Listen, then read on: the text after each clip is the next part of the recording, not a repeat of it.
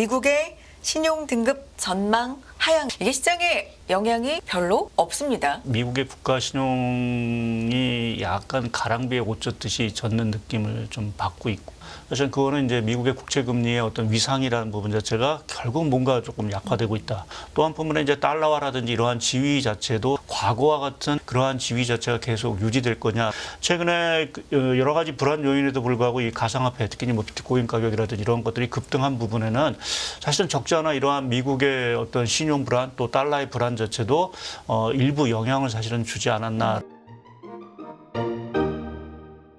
하이투자증권 리서치센터의 박상현 전문위원 나와 계세요. 안녕하십니까? 안녕하세요. 네, 위원님 이 얘기부터 해보겠습니다. 미국의 신용 등급 전망 하향되잖아요. 예. 무디스 발인데 이게 시장에 영향이 별로 없습니다. 네. 뭐 예상을 하셨나요? 이렇게까지 조용한 이유가 있을까요? 어떻게 보십니까? 예, 일단 뭐 8월 달에 피치사가 신용등급을 한 차례 이제 네. 강등을 했던 사례가 있어서 사실은 이게 뭐 신용등급 강등이 아니라 사실은 전망을 그렇죠. 이제 안정적에서 부정적으로 네. 이제 하향 조정을 한 부분들이어서 시장이 일단은 뭐 크게 반응은 하지는 않은 것 같습니다.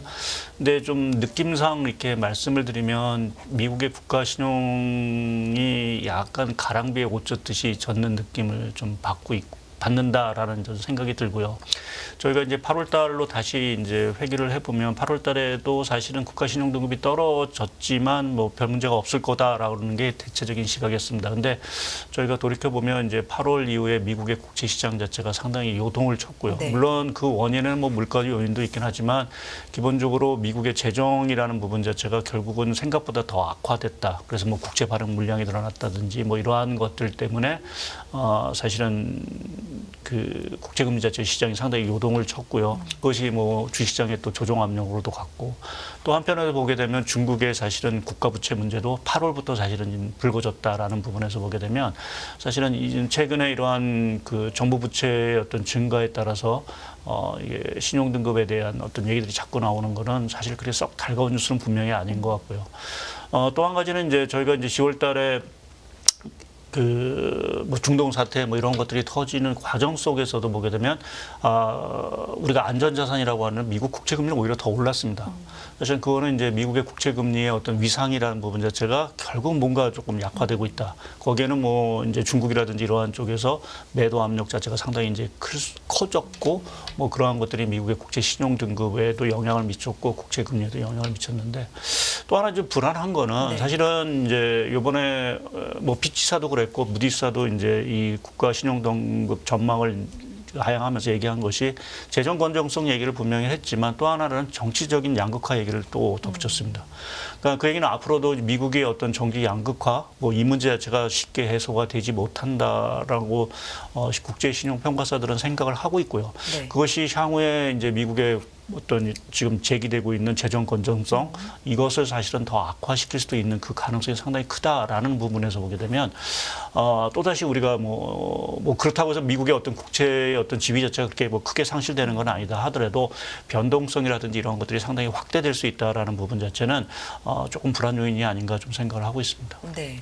일단 트리플 A로 유지는 되는데 전망을 한 단계 하향한 거기 때문에 어쨌든 경고성이 될 수 네. 있고, 말씀해 주신 것처럼 저희가 오늘 제목으로도 뽑았습니다만 뭐 재정 적자 지적한 것들, 정치적인 뭐 어떤 리스크 같은 것들, 이런 것들 뭐 하루 이틀이냐라고 시장은 좀 받아들일 수 있지만, 지금 위원님 말씀은 이게 가랑비에 옷 젖듯 신용 자체를 좀 영향을 줄 수 있다. 네. 그리고 그거는 국채 금리가 상승했던 과거 몇 달 전에 사례를 보더라도 좀 알 수가 있다. 예, 그러니까 라고. 네. 어느 순간에, 그러니까 저희가 뭐 이게 제가 가랑비에 옷 젖는다는 표현을 쓴 거는 네. 사실은 이게 뭐 어느 한 순간에 이제 옷이 확 젖어서 네. 이제 뭔가 리스크로 이제 부각이 될 가능성을 저희가 이제 전혀 배제할 수는 네. 없다라는 얘기죠. 그러니까 뭐 이러한 정치적 불확실성 뭐 이러한 것들 때문에 계속해서 미국의 어떤 그 예산이라든지 재정 수입 적자 규모가 제대로 축소되지 못한다라고 하면 결국 무디스사도 결국 신용등급을 강등을 할 거고요. 이제 그렇게 됐을 때는 뭐 미국 내 어떤 그 수요자들이 아무 큰 변화가 없다 네. 하더라도 결국 그 미국 국채를 사는 외국인 또 뭐 중앙은행이라든지 이러한 쪽에서의 어떤 매수 여력 자체가 상당 부분 떨어진다라고 하면 결국 미국 국채 금리는 다시 올라갈 수밖에 없는 부분들이고요. 이제 그것이 사실은 조금 제일 두려운 부분들이고 또 한편으로는 이제 달러화라든지 이러한 지위 자체도 상당 부분 그러한 측면에서 보면은 과거와 같은 우리가 뭐 킹달러를 작년에 네. 얘기를 했지만 그러한 지위 자체가 계속 유지될 거냐라는 부분에서 보게 되면 조금 이제 저희가 좀 불안감이 있는 부분들이고요. 뭐 이러한 얘기를 제가 해서 뭐 조금 맞을지는 잘 모르겠지만 최근에 여러 가지 불안 요인에도 불구하고 이 가상화폐 특히 뭐 비트코인 가격이라든지 이런 것들이 급등한 부분에는 사실은 적잖아 이러한 미국의 어떤 신용 불안 또 달러의 불안 자체도 일부 영향을 사실은 주지 않았나라는 쪽에 좀 생각을 해볼 수 있는 것 같습니다. 그러니까 세상의 자금들 자체가 결국 무엇이 과연 안전자산인가라는 부분에서 여러 가지 좀 고민이 좀 깊어지는 시기가 아닌가 좀 생각을 하고 있습니다. 이 부분 생각해 볼 필요가 있을 것 같네요. 네. 무엇이 안전자산인가에 대한 그 기준 자체가 아주 옷이 확 젖는 건 아니지만 가랑비에 옷 젖듯 조금씩은 변화나 고민이 있는 시기일 예, 수 있다. 예. 네. 셧다운 얘기를 좀 해보도록 하죠. 17일이잖아요. 예. 그 임시 예산안 기한이요. 네. 셧다운 가능성이 뭐 섣불리 예단하기 힘듭니다만 있는 거죠. 지금으로서는. 예, 가능성이 커지고 있다라고 네. 봐요. 당장 뭐 17이면 이제 뭐 3일 후로 그렇죠. 이제 다가왔는데 사실은 지금 하원 의장이 제출한 새로운 임시 예산안에 대해서 네. 백악관도 반대를 하고 있고 공화당 내 강한 그 지금 뭐 내 일부 소수 뭐 의견이 있긴 하지만 결국 지금 공화당 쪽에서 의견을 좌지우지하는 이러한 공화당 내 어떤 소수파 자체가 지금의 지출 임시 예산안 자체를 반대를 하고 있기 때문에 사실은 이게 새로운 지금 하원 의장이 얘기한 어떤 임시 예산 자체가 통과되기가 조금 어려울 수가 있는 부분들이 같습니다. 물론 이게 셧다운으로 가느냐라는 부분 자체는 조금 다른 문제고 왜냐하면 또 다른 이제 임시 예산이 나와서 일단 봉합을 할 가능성은 아직은 좀 남아 있기 때문에 저희가 섣불리 셧다운이라는 얘기를 하긴 조금 어려운데 점점 갈수록 그 리스크 자체는 상당히 커질 수밖에 없는 부분들이고요. 좀 전에 저희가 미국의 신용등급 얘기를 하겠지만 사실 무디스사가 이렇게 그 전망을 하향 조정한 데는 말씀드린 대로는 정치 양극화 문제를 분명히 건드렸고 그것이 실제 이번 17일 날 셧다운으로 사실은 이어질 가능성이 있다라고 좀 봐야 될 것 같고요.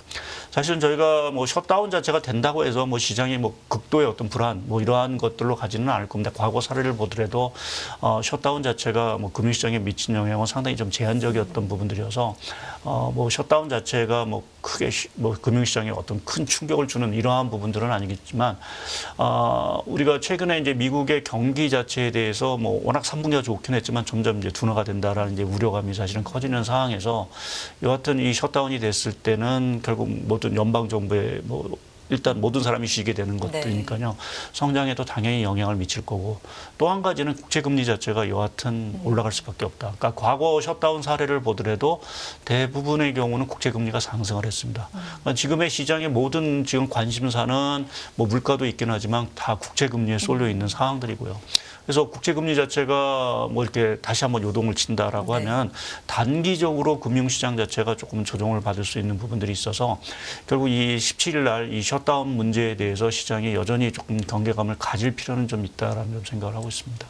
이 우리가 항상 가장 최신 사례를 좀 보게 마련인데 2018년 말 정도로 돌아가 보면 그때 굉장히 최장기간 네. 셧다운이 있었고 셧다운 직전에 그 위기감을 리스크를 좀 반영하면서 시장이 거의 7% 가까운 하락을 네. 보였던 걸로 기억을 합니다. 물론 그 이후에 만회를 했지만 그런 충격이 이번에도 있을 수가 있을까요? 가능성은 좀 열어둬야 됩니까? 어떻습니까? 만약 장기화된다라고 하면 그 가능성은 열어둬야 될 부분들이 있겠죠. 그러니까 뭐 이게 결국 시기의 문제일까? 셧다운 기간 자체가 좀 짧다라고 하면 사실은 영향은 상당히 제한적일 수 있는 부분들인데 만약 셧다운 기간이 길어진다라는 부분을 생각해 보면 지금 그 연말 소비에 대해서 사실은 뭐 설왕설래 얘기가 사실 좀 많습니다. 뭐 네. 좋다라고 하는 사람도 있고 오늘 기사를 보게 되면 그 연말 소비와 관련돼서 사실은 고용 자체가 작년보다 못하다.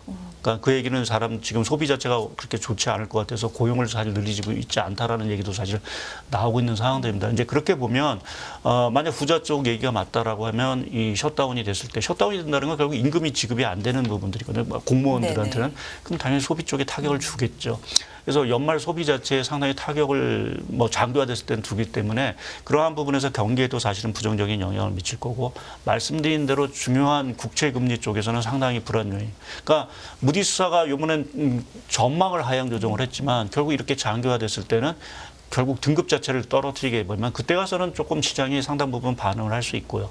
이제 그것이 이제 국채금리의 어떤 상승 뭐 이러한 쪽으로 이어진다라고 하면 조정의 폭 자체가 생각보다는 좀 커질 수 있는 가능성은 분명히 있다라고 봐야 될 거죠. 지금은 경고성의 전망 하향이지만 네. 이게 현실화가 됐을 경우에는 조금 더 타격이 있을 수 있다. 근데 말씀해 주신 것처럼 셧다운이 현실화가 된다면 네.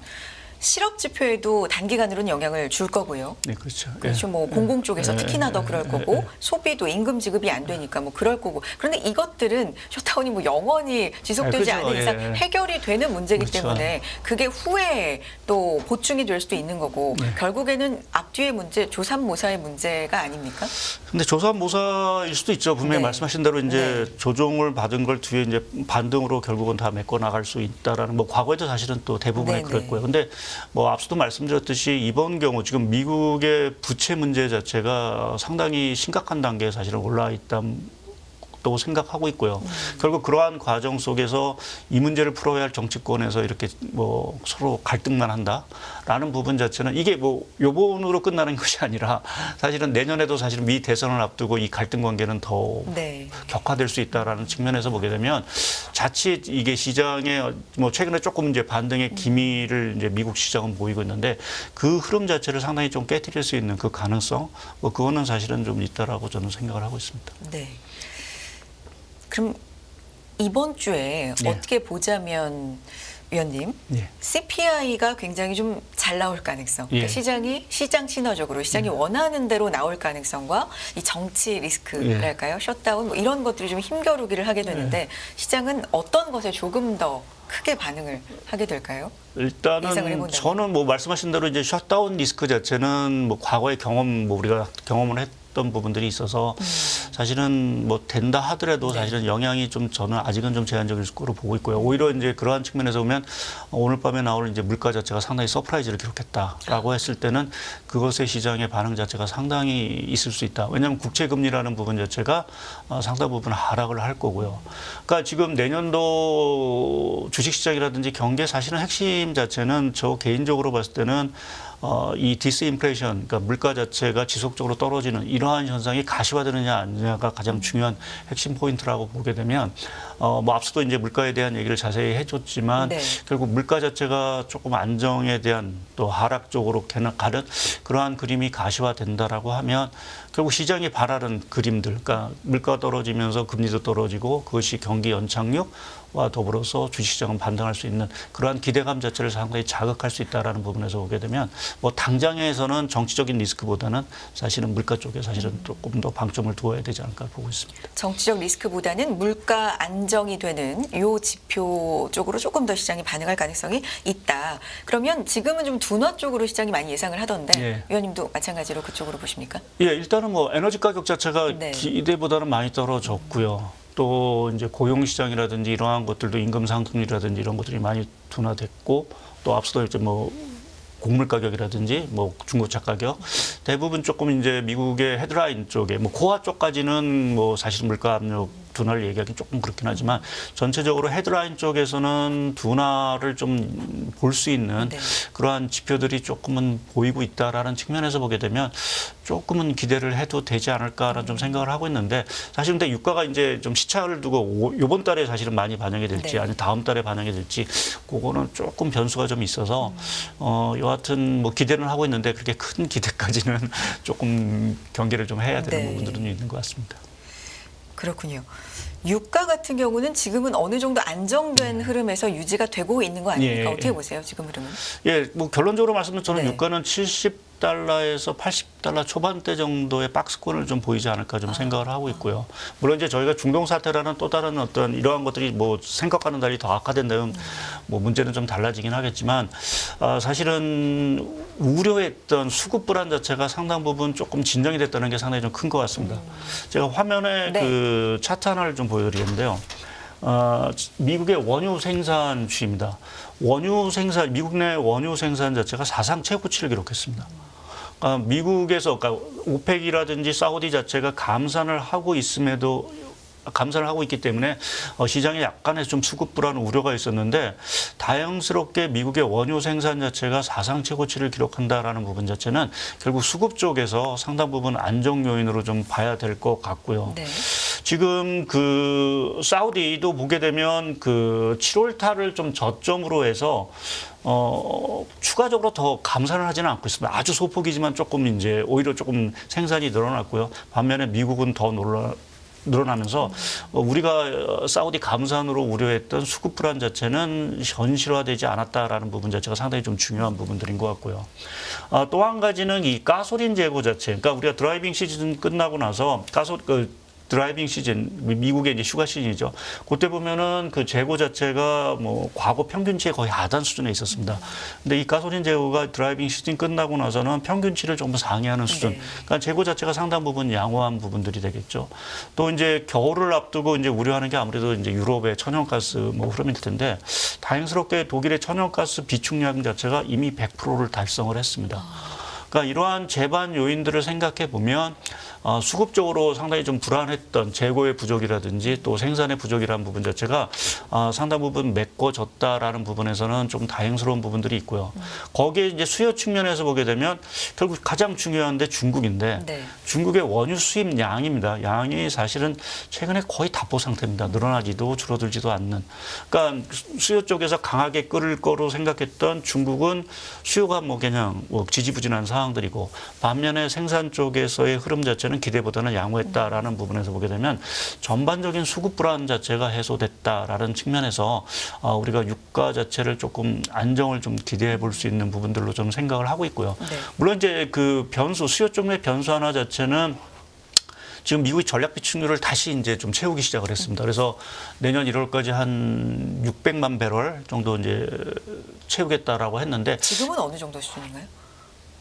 지금은 한 3억 5천만 배럴 정도 수준을 좀 갖고 있거든요. 네. 그러니까 많았을 때는 거의 한 6억 5천만 배럴 정도 수준이었으니까 거의 뭐 절반 정도 수준까지 네. 들었죠. 근데 이거를 뭐 점진적으로 사실은 늘리고 해서 600만 배럴 정도 수준이면 사실은 그렇게 수요에 그렇게 큰 영향을 미치지는 않을 것 같고요. 그러니까 또 지금 미국 그 에너지청에서 얘기를 한 거 보면은 굳이 비싸게 사지는 않을 거로 보고 있고요. 이번에도 보게 되면 한 79달러 정도에서 아마 수요를 이렇게 구매를 한 것 같습니다. 그래서 그렇게 보면은 조금은 이제 수요 측면에서 그렇게 강한 물론 제가 이제 수요가 조금 돼서 추가적으로 떨어지는 부분이 사실 조금 이러한 전략 비축률 수요 때문에 좀 이제 방어되는 부분들이 있긴 하지만 그렇다고 해서 이것이 뭐 유가 자체를 끌어올릴 부분들은 아닌 것 같고요.